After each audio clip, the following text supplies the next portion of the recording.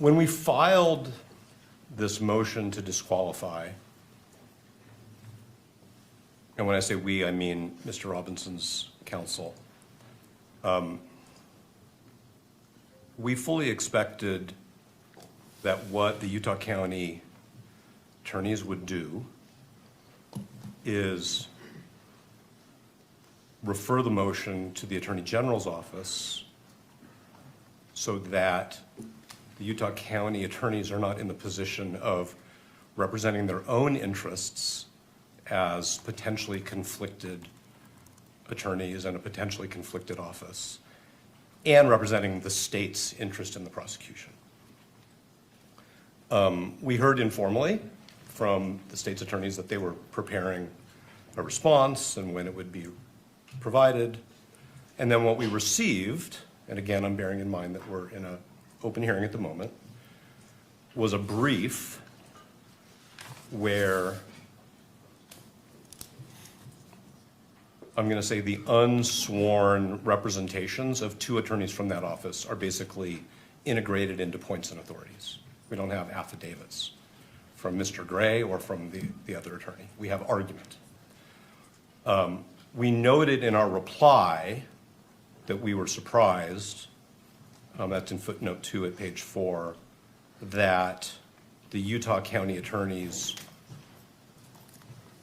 were representing themselves in connection with a motion alleging that they have a conflict of interest and that the state was not being represented through the Attorney General's office.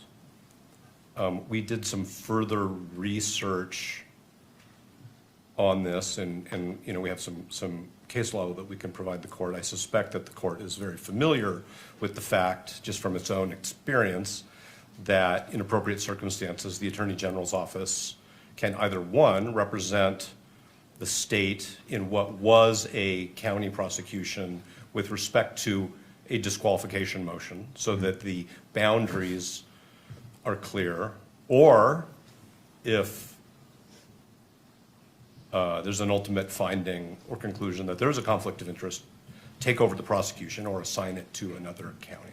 So we're very concerned that we're getting off on the wrong foot, if I can use that metaphor, because we have officers of the court who are both representing their own interests in continuing to be the prosecutors in this case and representing the state in a situation where there should be what I would call, at least temporarily, conflict counsel. I'm not sure that's the term the Attorney General uses, representing the state's interests. There's a Supreme Court decision which is called State v. Jimenez, Jimenez, which I can provide a citation for. There are subsequent cases, but it's pretty clear that this is the type of a case. I'm not saying that Jimenez compels that action, but it seems to me to strongly suggest that where there is a showing, I'm not sure what the threshold showing is. I don't want to say it's a prima facie showing or a reasonable concern, but where there's a showing that there very well may be a conflict of interest that hasn't been handled by a particular state attorney's, county attorney's office, that what's in the interest of the litigation, of the public, of the parties, is for the Attorney General to step in. And the citation for State v. Jimenez, if I may, is 588 P. 2nd 707. Of course, I can provide the court with the Utah citation as well.